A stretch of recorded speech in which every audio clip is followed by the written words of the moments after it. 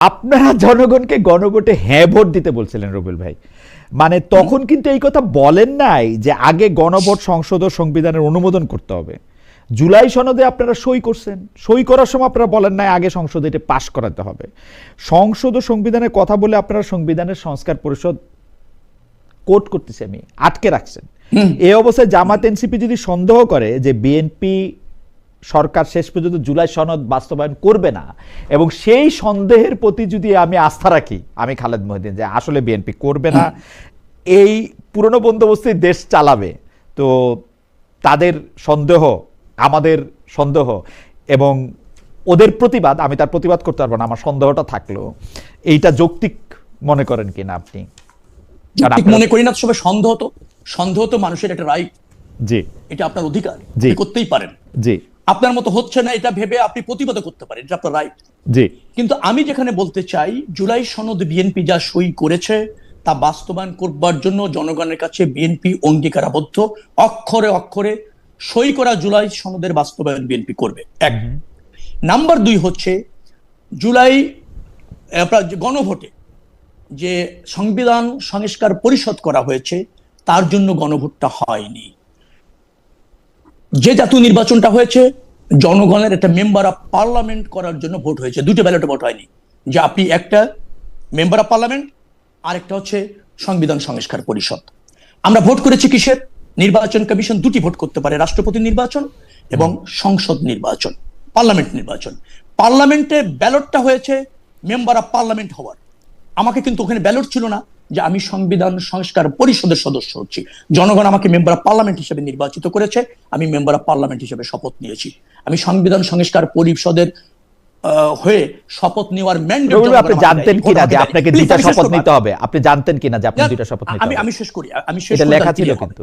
যদি সংবিধান সংস্কার হয়, সেখানে যদি সংবিধান সংস্কার পরিষদ গঠনের যেটা আছে সেটা যদি আমরা সংবিধানে সংস্কার করি, ডেফিনেটলি পরবর্তীতে সংবিধান সংস্কার পরিষদের সদস্য হয়ে শপথ নেওয়া যেতে পারে। বিএনপি কিন্তু বলেনি যে সংবিধান সংস্কার পরিষদে সদস্য হিসেবে আমরা শপথ নিব না।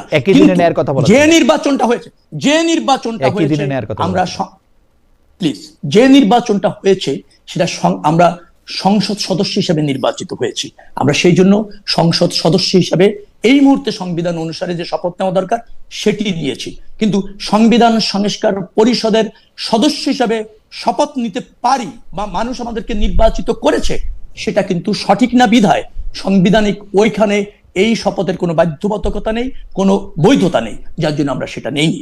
তবে যদি সংবিধান সংস্কার পরিষদের সদস্য হিসাবে আমরা সংসদে আলোচনা করে শপথ নেওয়ার ক্ষেত্রে যদি সংবিধান সংস্কার হয়, ডেফিনেটলি সংবিধান সংস্কার পরিষদের সদস্য হিসাবে শপথ নেওয়া জেলেও যেতে পারে। কিউরিওসিটি, একই দিনে দুইটা শপথ নেয়ার কথা আপনারা আগে জানতেন কিনা? যেটা অক্টোবরে অধ্যাদেশ জারি করা হয়েছিল, আপনারা জানতেন? জানার তো বিষয় না, এটা বৈধ কিনা, এইভাবে আমাকে জনগণ নির্বাচিত। তখন তো বৈধতার প্রশ্ন তুলেন নাই, তখন তো বৈধতার প্রশ্ন তুলেন নাই রুবেল ভাই। আমার কথাটা আপনি জানতেন কিনা সেটা আমাকে বলেন। দ্বিতীয় প্রশ্ন পরে, বৈধতার প্রশ্ন আপনি তো পাস করার পরে বলতেছেন, মানে আপনাদের তো এই ভয় হয়তো ছিল যে এগুলি নিয়ে বৈধতার প্রশ্ন তুললে ইলেকশনটাই হবে না, তাই তো? না, ইলেকশন জনগণের দাবি, ইলেকশনের বাইরে যাওয়ার কোনো সুযোগ কারো নাই, না অন্তর্বর্তীকালীন সরকার, না হচ্ছে রাজনীতিবিদদের। একটা নির্বাচিত সরকার রাষ্ট্রে থাকা বাঞ্ছনীয় এবং রাষ্ট্রের এটা অধিকার, আর জনগণের হচ্ছে ভোটের অধিকার।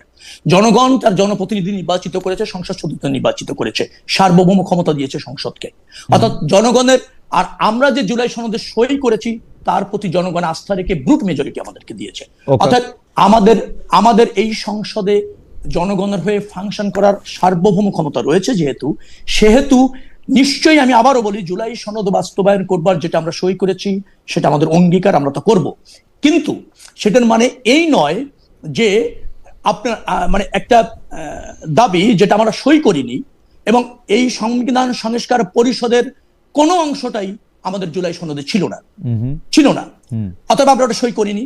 এখন আমরা সংসদে যাব, আলোচনা করব, মেম্বার অফ পার্লামেন্টে যদি মনে করে ইয়েস ওটারও প্রয়োজন আছে, তখন আমরা যদি মেজরিটির ভিত্তিতে অথবা 2/3 মেজরিটির ভিত্তিতে ওই অংশটা সংবিধানে কারেকশন করা হয়, ডেফিনেটলি সংবিধান সংস্কার পরিষদের সদস্য হিসাবে শপথ নিয়ে তারপর সেটা বাস্তবায়ন করা যাবে। আমরা না করছি না তো, আমরা বলছি না তো শপথ নিব না।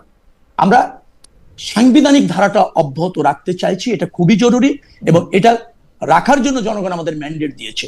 অতএব সংসদে আলোচনা হবে, ডেফিনেটলি বিরোধী দলের বন্ধুরা যারা আছেন তাদের একটা আবেগ আছে, আমাদেরও আবেগ আছে, আমরা রাষ্ট্র ব্যবস্থাপনা পরিবর্তন চাই, সাংবিধানিক অনেকগুলি সংস্কার করার প্রয়োজন হচ্ছে, এটা আমরা অনুধাবন করি, কিন্তু কি প্রক্রিয়া হবে জনগণ যেহেতু ম্যান্ডেট দিয়েছে আলোচনা করে যেটা রাষ্ট্রের জন্য কল্যাণ, রাজনীতির জন্য কল্যাণ, জবাবদিহিমূলক সরকার প্রতিষ্ঠার জন্য প্রয়োজন, ডেফিনেটলি বিএনপি তাই করবে।